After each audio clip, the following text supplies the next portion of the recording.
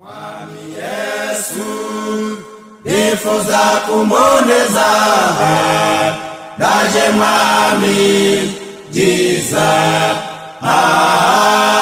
nubwo napfa fanye imyaka myinshi wawurera nyakira. Bandu mwese muduteze amatwi, izi ndirimbo muri kumva ni indirimbo z'abagorozi ziri kubararikira deba cyangwa se ibiganiro mpaka hagati y'abagorozi ndetse n'abagorozi bakora umurimo w'ivugurura aho ngaho niboga mu gikuyu cya Samweli ku Busiyo ku itariki ya 12 z'ukwezi kwa 10 2025.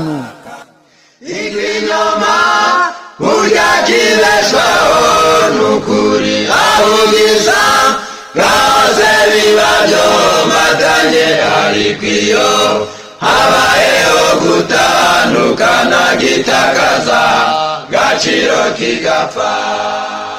Noneho igihe kirageze koko ikinyoma gitandukane n'ukuri.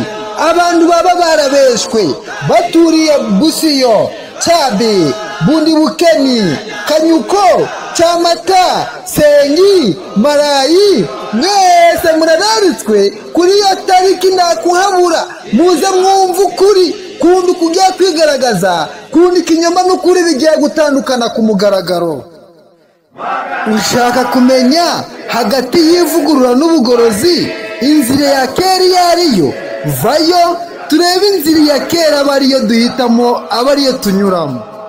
Bandu baturiye Maribongo, Abamululu, Matete, Zunguruka, Kinyanjojo Centre, Mitengo, Cyamugaba na Burase, erega ntabwo mwasigaye. Ikinyoma cyagezaho.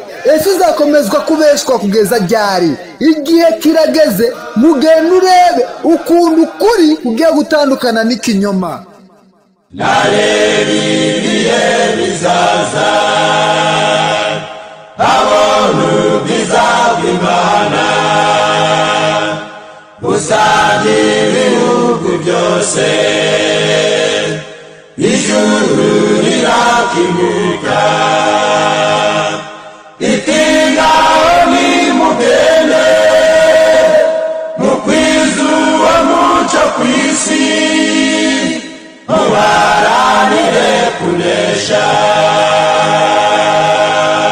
Ntimucikwe kandi namwe mwese turabakeneye. Erega kwa data nta muhezo. Niyo mpamvu n'abanyamadini b'uburyo bwose ndetse n'ingeri zose nabo twabararitse ndere ku tariki 12 z'ukwezi kwa 10 2025. Babasore bazi gusobanura Icyongereza Igifaransa mu buryo bwumvikana bazashyira ukuri ahagaragara maze ikinyoma kigaragare. Nabo bazaba bavuye mu birere bitandukanye. Niyo mpamvu aba Bunyavile, Butembovile, ese mwe mwasigara mute? Reka tuhahurire